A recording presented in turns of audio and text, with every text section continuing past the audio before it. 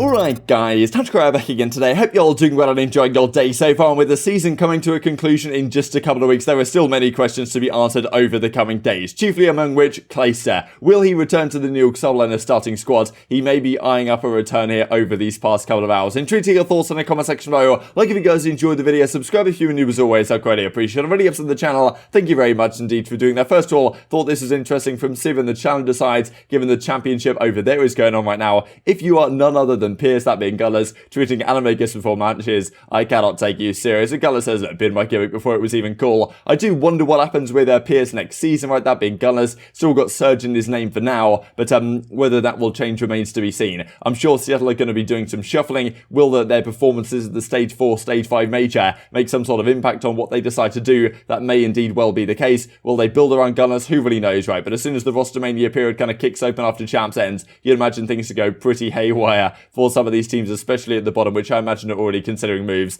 given they are not going to be here at the World Championship. Speaking of World Championship, of course, in the Challenger side, we've got Methodz playing in that, and that's going to conclude here over the next couple of days. There has been some talk about observers that don't necessarily have to be casting the games, in the sense that the last few matches are going to be casted on the official stream. But before that, do players want the observers in their lobbies and stuff, revealing their strategies? Which look, if you're really like an unknown Challenger player in some like European region or something, certainly makes sense to allow players to do this, so you actually have a chance to get spotted, right, for the intention to get into the Pro League. If you're a team like Methodz and you're at the World Championship, you don't want to reveal any search and destroy strats or anything that some of your potential opponents might be watching the stream for over the coming days and take advantage of, I can kind of understand the frustration, as Methodz says right here. What's wrong with hiding things from coaches and teams in the most important tournament of the year? I do not care one single bit. And it kind of makes sense for a team like Methodz with very well-known players on the squad that, okay, they don't really need this recognition, right? But at the end of the day, it does kind of lower the viewer experience in a way. So there's certainly two sides of the coin, but we'll have to see who triumphs over these coming days. And as Parasite says, I thought this is pretty remarkable. Last day of Cold War scrims for the entire year, sheesh. That makes 13 years of competing for Parasite. This guy's been around forever. It's really impressive to see him still competing at a pretty high level in the scene. And while in the APAC region, this of course has been going on. Mana Chicken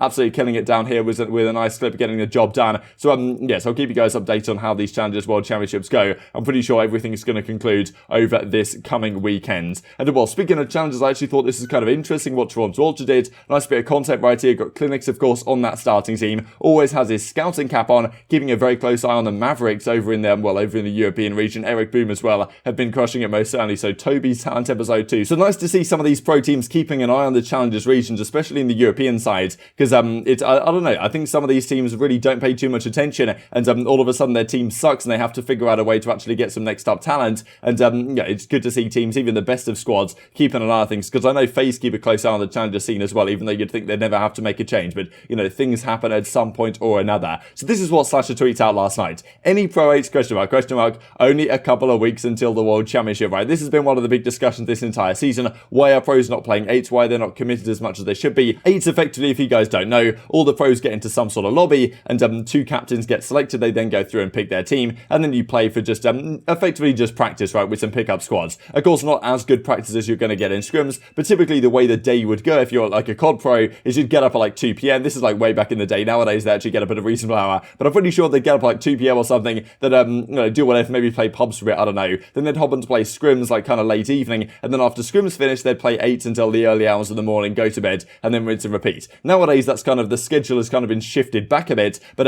interestingly, after scrims finish, teams haven't been playing too many Pro 8s so far this season. Vivid's always down, he always tends to be, Slasher seems to be down as well, right? Want to get, the most practice, the most playtime in a competitive environment possible. There's some players that don't like 8s, they don't think it's particularly good, it like hurts your, gives you bad habits and stuff like this, which, certainly an argument that we can have in coming days, but still there tends to be interest from some pros, some amateurs, to get into a lobby like this. And Methodz notices Clayster is currently playing in the 8s lobby, and then Crow manages to find it and tweeted that, as you can see right here. So Clayster is making a surprise appearance in pro/amateur, I suppose, 8s. We'll have a look at the scoreboard right here. So this game ends, we've got Exceed, we've got Neptune, we've got Silly, we've got Clayster on one side. This is kind of interesting in the sense that, you've got Silly in here, right, who's not even, he's not even competing anymore, Los Angeles Grillers, for the rest of the season, but he's hoping that he can give these guys some sort of warm-up. Still enjoys playing, I suppose, on a competitive level. So interesting to see him in there. You've got Exceed, of course, and Chino on the Challengers team for the Los Angeles Grillers. I think Chin's staying at Slasher's apartment right now. That's why apparently his internet is absolutely godlike.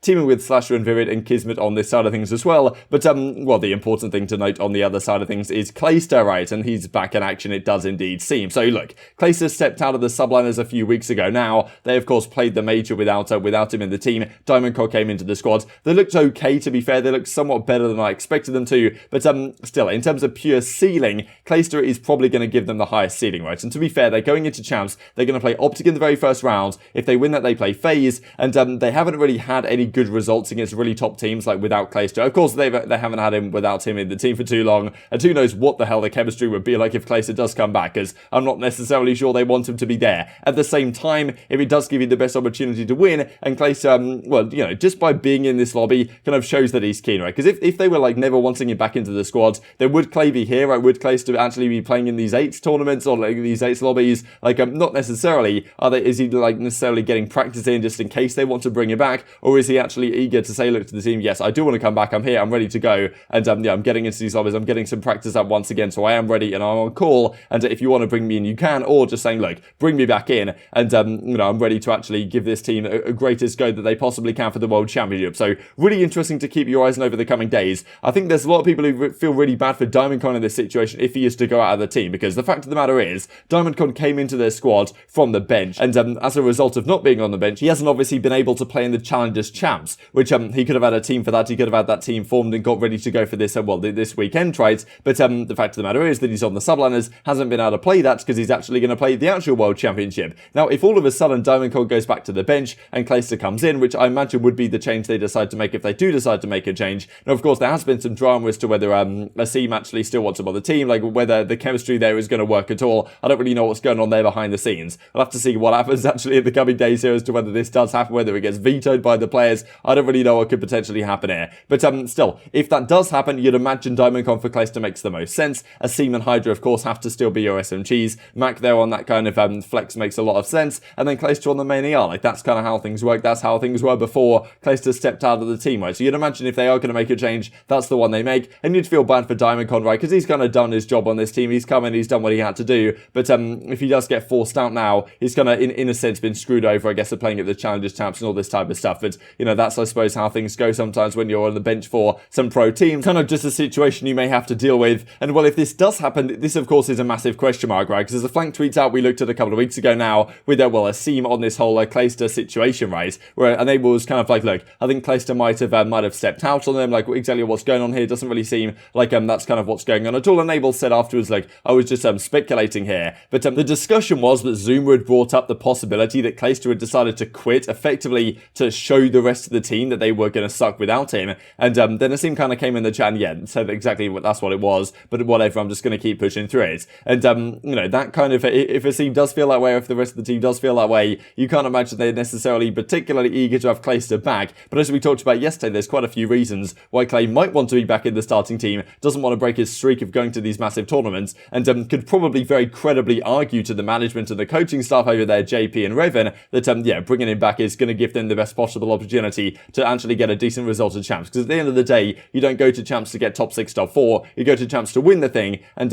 with the squad of 4 they currently have, it's probably less likely than if you bring in Clay. But, you know, whether the team completely implodes in terms of chemistry-wise, if that does happen, that obviously is a massive question mark, and they probably wouldn't particularly enjoy playing with each other. I don't really know, but, well, what happens over the coming days, we will have to see, most certainly. And, well, this from Diamondcon, I did think it was kind of interesting, right, because it wasn't too long ago, after they beat Havoc and the Florida Mutineers to the Major, he tweeted this out, and Havoc was kind of like, yeah, I'm going to give him the credit title because he didn't even last the entire season. Of course, he came back, but no, it turns out he actually may not be lasting the entire season again. If Clayster being spotted playing 8 right 2 is anything to go by. Of course, he could just be playing 8 for fun, right, just for practice, but the fact that there's been nothing said about it, right, maybe if he was playing 8 just for fun, he might have tweeted about it and say, yeah, no, I'm just here for fun or something, but the fact that he hasn't done that is maybe indicating that he's kind of eager to get back into the starting team. I suppose we will have to see. Just to finish off the video with a couple of things, this from the Dallas Empire, one of the most underrated hardpoint maps in competitive Call of Duty. What do you think about this, right? This is Seaside, of course, from back in Black Ops 4. This is a pretty good map, no doubt, but I think it was somewhat overrated, because looking back at it, there was certainly some crazy moments on this map, some crazy comebacks, but this P3, like over here by the fountain thing, was the most ridiculous hardpoint to break in the world. Like, you could just not get in it at all, especially 5 versus 5.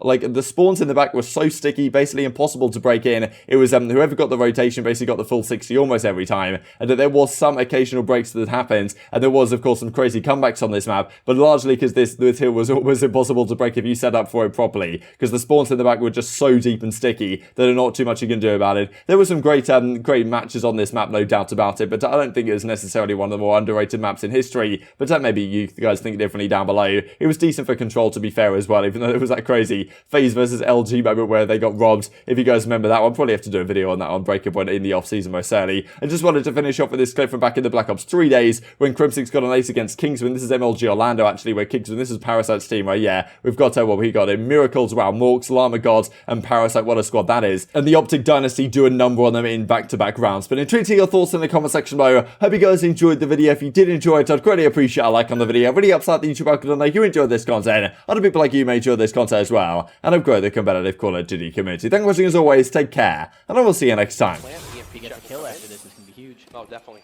First engagement going to go down middle. Crimsix finds one and he somehow is still alive. Great plays. Crim's still challenging. Parasite has him in his sights. Crimsix with two. Now looking for a third gifted as well.